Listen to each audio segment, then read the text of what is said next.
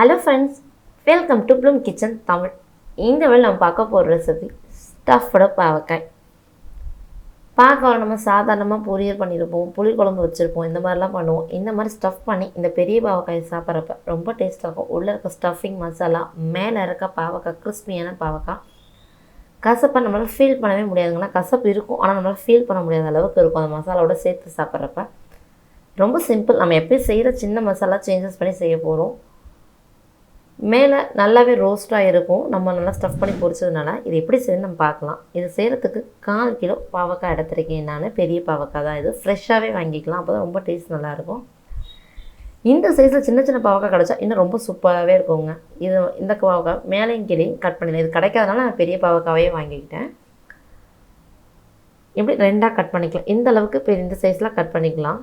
எடுத்து வச்சிடலாம். நம்ம வச்சுருக்க பாவக்காய் எல்லாத்தையும் காம்பும் கீழ் பக்கத்தையும் கட் பண்ணி இப்படி கட் பண்ணி எடுத்து வச்சிடலாம்.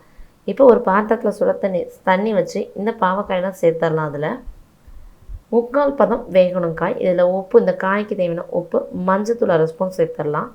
இப்படி உப்பு மஞ்சத்தூளும் சேர்த்து வேகிறப்ப காயில் இருக்க கசப்பு கொஞ்சம் குறையும். இங்கே பாருங்கள், 3/4 பதம் தான் வேகணும். காய் நல்லா வேகக்கூடாது, பார்த்து எடுத்துக்கணும். நம்ம கலர் நல்லா சேஞ்ச் ஆகிடுச்சு, உள்ள விதைகள் அமங்குற மாதிரி இருக்குது பார்த்தீங்களா. இந்த மாதிரி இருக்கும்போது அது 3/4 பதம் வெந்துடுச்சு. காய் எல்லாத்தையும் எடுத்து வச்சிடலாம். அடுப்பு ஆஃப் பண்ணிடலாம். அது நல்லா 600 ரூம் டெம்பரேச்சருக்கு. இப்போ பேனில் கடலைப்பருப்பு 3 ஸ்பூன், உளுத்தம்பருப்பு 3 ஸ்பூன் மீடியம் ஃப்ளேமில் வச்சு வறுத்துக்கலாம். அப்போ தான் எல்லாமே ஈவனாக வறுபடும். அதனால் லைட்டாக வறுத்ததுக்கப்புறம் மிளகு 1/2 ஸ்பூன், சீரகம் 1/2 ஸ்பூன், ரெண்டையும் நல்லா மிக்ஸ் பண்ணிடலாம். லைட்டாக சீரகம் பொரியிற ஸ்டேஜுக்கு வந்ததுக்கப்புறமா மிளகாய் 3, புளி கொஞ்சமாக, மிளகாய் காரத்துக்கு ஏற்றாப்புல சேர்த்துக்கலாம். நான் 3 மிளகாய் இது காரம் போதும்னு நான் வச்சுருக்கேன். உங்களுக்கு எப்படியோ காரத்துக்கு ஏற்ற மாதிரி சேர்த்துக்கோங்க. தேங்காய் துருவல் 2 ஸ்பூன் தேங்காய் துருவல் போட்டு லைட்டாக அந்த தேங்காயில் இருக்க ஈரப்பதம் பிரியும் பார்த்தீங்களா. இந்த மாதிரி பிரிஞ்சு தேங்காய் வர ஸ்டேஜ் வந்தால் போதும். அடுப்பு ஆஃப் பண்ணிடலாம். ஒரு பிளேட்டில் ட்ரான்ஸ்ஃபர் பண்ணிடலாம். பாவக்காவும் ஆறட்டும், இதுவும் நல்லா ஆற விட்டுறலாம். ஒரு 10 மினிட்ஸ் அது நல்லா ஆறிடுச்சு. இப்போ இதை ஜாரில் சேர்த்துட்டு மிக்சியில் நல்லா அரைச்சி எடுத்துகிட்டு வந்துடலாம். கொஞ்சமாக தண்ணி சேர்த்து கெட்டியாக அரைச்சிக்கலாம். ரொம்ப தண்ணி சேர்த்துடக்கூடாது, கொஞ்சம் குறைன்னு தான் அரைச்சிக்கணும். அப்போ தான் அந்த ஸ்டஃபிங் டேஸ்ட் நல்லாவே இருக்கும் சாப்பிட. இங்கே பாருங்கள், கொஞ்சமாக தண்ணி சேர்த்து இந்த அளவுக்கு கட்டியாக எடுத்துகிட்டு வந்துக்கணும். இப்போ இந்த மசாலாவை தாளிப்பு சேர்த்து கலந்துக்கலாம். பேனில் 3 ஸ்பூன் ஆயில் விட்டு ஹீட் ஆனதும் கடுகு 1/4 ஸ்பூன், உளுந்து 1/4 ஸ்பூன், கடுகு உளுந்து பொரிஞ்சதும் கொஞ்சமாக பெருங்காயத்தூள் சேர்த்துக்கலாம். கருவேப்பிலையை பொடியாக நறுக்கி சேர்த்துக்கலாம். ஏன்னா ஸ்டஃபிங்கில் பெருசாக இருந்தால் வைக்க கஷ்டமாக இருக்கும் நமக்கு. அதனால் இதெல்லாம் நல்லா பொரிஞ்சதும் ஒரு பெரிய வெங்காயம், பொடியாக கட் பண்ண பெரிய வெங்காயம் லைட் நல்லா வதக்கிக்கலாம். ரொம்ப கலர் சேஞ்ச் ஆகும், லைட்டாக கலர் சேஞ்ச் ஆனால் போதும். இப்போ நம்ம அரைச்சி வச்சுருக்க இந்த மசாலாவை இதில் ஆட் பண்ணிடலாம். வெங்காயமும் இந்த ஸ்டஃபிங்கில் வந்து சாப்பிட்றப்ப ரொம்ப க்ரன்ச்சியாக ஃபீல் ஆகும். அதுக்காக இதுக்கு உப்பு தேவையான உப்பு சேர்த்துடலாம். மசாலாவுக்கு இதுக்கு தேவையான உப்பு சேர்த்துக்கலாம்.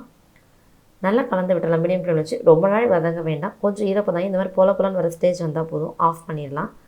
இப்போ பாருங்கள், பாவக்காய் ரூம் டெம்பரேச்சரோட ஃபுல்லாகவே ஜில்லுன்னு ஆகிடுச்சு, ஆறிடுச்சு. இப்போ இந்த மாதிரி ஷார்ப்பாக இருக்கிற நைஃபு இல்லை அப்படின்னா ஸ்பூனோட பேக் சைடு வச்சு இப்படி லைட்டாக ரோல் பண்ணிவிட்டு உள்ளே வந்து எடுத்துட்டோன்னா விதைகள் எல்லாமே வந்துடும். இங்கே பாருங்கள், நீட்டாக விதைகள் வந்துடுச்சு. இந்த மாதிரி நம்ம எல்லா பாவக்காயுமே விதைகளை ரிமூவ் பண்ணிடலாம். நல்ல ஒரு ஹோல் ஸ்பேஸ் வந்துச்சுப்பாங்க. இப்போ இது எல்லாத்தையுமே எடுத்து வச்சாச்சு. எல்லாத்துலேயுமே எம்டியாக அந்த மாதிரி இருக்கும். இப்போ நம்ம மசாலாவும் ரூம் டெம்பரேச்சருக்கு ஹீட்டோட வைக்கூடாது, நல்லா ஆறி போயிருக்கும் போல. இப்போ நல்லாவே ரோல் பண்ணி பிடிக்கிற அளவுக்கு இருக்கும் இது. இங்கே பாருங்கள், இப்படி பிடிச்சா ஹோல் பண்ணுற ஷேப்பில் இருக்கும்.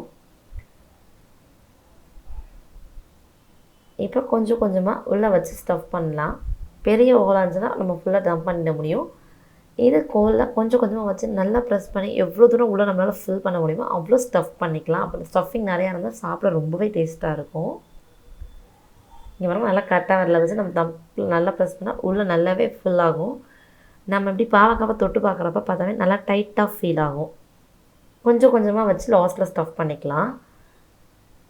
காய் 3/4 பதம் வேகணும், அப்போ தான் நமக்கு நல்லா ஸ்டஃப் பண்ண. ரொம்ப வந்துச்சுன்னா காய் உடஞ்சி விரிஞ்சு வந்துடும். இங்கே பாருங்கள், கரெக்டாக இருக்குது. இப்போ எல்லாத்தையும் எல்லா பக்கமும் வெளியில் வராத மாதிரி ஹோல்ட் பண்ணிடலாம். ஃபுல்லாக ஸ்டஃப் பண்ணியாச்சு. இந்த மாதிரி நம்மக்கிட்ட இருக்க எல்லா பீசஸையுமே உள்ளே ஸ்டஃப் பண்ணிடலாம். இவங்க ஸ்டஃப் பண்ணியாச்சு. பேனை ஹீட் பண்ணிவிட்டு கால் கப் எண்ணெய் ஊற்றி நல்லா ஹீட் பண்ணிக்கலாம். ஷாலோ ஃப்ரை பண்ணிக்கலாம். ஏன்னா பாவக்காய் வறுக்கிற எண்ணெய் கசப்பு லைட்டாக இருக்கும். அதுக்காக நிறைய எண்ணெய் யூஸ் பண்ண வேண்டாம். இந்த மாதிரி விட்டுட்டு கொஞ்சம் அகலமான பேனை யூஸ் பண்ணிக்கிட்டோன்னா ரோல் பண்ணி நம்ம விட்டு வறுத்து எடுத்துக்கலாம். இதை மீடியம் ஃப்ளேமில் வச்சு வறுத்துக்கலாம். அப்போ தான் மேலே நல்ல ஒரு கிறிஸ்பி நல்ல ஒரு சாஃப்ட்னஸ் இருக்கும். உள்ள இருக்க மசாலாவோட இதோட இதுவாகும். லைட்டாக ரோல் பண்ணி விட்டுட்டுருக்கலாம். இங்கே பாருங்க நல்லா கலர் சேஞ்ச் ஆகிடுச்சு. நல்லாவே திருப்பி விட்டுட்டு கலர் சேஞ்ச் ஆகிடுச்சு. நல்லா கிறிஸ்பியாகவும் ஆகிடுச்சு மேலே. இப்போ நம்ம எடுத்துடலாம். நம்மளோட ஸ்டஃப்டு பாவக்காய் ரெடி ஆகிடுச்சிங்க. தயிர் சாதத்துக்கு ரசம் சாதத்துக்கும் செமையான காம்பினேஷனாக இருக்கும். ரொம்பவே நல்லாயிருக்கும். இதை குட்டி குழந்தைங்க இப்படியே சாப்பிட முடியாது இல்லையா, அதனால் சின்ன ஸ்லைசஸாக நம்ம கட் பண்ணி கொடுத்துக்கலாம். ஸ்டஃபிங் வெளியில் போகாது. நம்ம என்ன உள்ளே ஃபுல் டம்ப் பண்ணி பொரிச்சிருக்கோம். அதனால் தோலோடு சேர்த்து சின்ன ரவுண்ட்ஸாக கட் பண்ணிவிட்டு சர்வ் பண்ணலாம். இப்போ நான் உங்களுக்கு காட்டுறதுக்காக 2 பெரிய பீசஸாக கட் பண்ணி காட்டுறேன். நம்ம சன்னமாக கூட இதை கட் பண்ணிக்கலாம். குழந்தைங்க சாப்பிட ஈஸியாக இருக்கும். இங்கே பாருங்கள் உள்ள ஸ்டஃபிங்லாம் ஃபுல்லாக டம்ப் ஆகிருக்கு. இந்த மாதிரி கட் பண்ணி குழந்தைங்களுக்கு சர்வ் பண்ணி கொடுத்துக்கலாங்க. சாப்பிட ரொம்பவே நல்லா இருக்கும். அந்த மசாலாவோட பாவக்காவை கடிச்சு சாப்பிட்றப்ப இந்த ஸ்டஃப்டு பாவக்காவை நீங்கள் ட்ரை பண்ணி பாருங்கள். ட்ரை பண்ணிவிட்டு உங்களோட கமெண்ட்ஸை சொல்லுங்கள். தேங்க்ஸ் ஃபார் வாட்சிங்.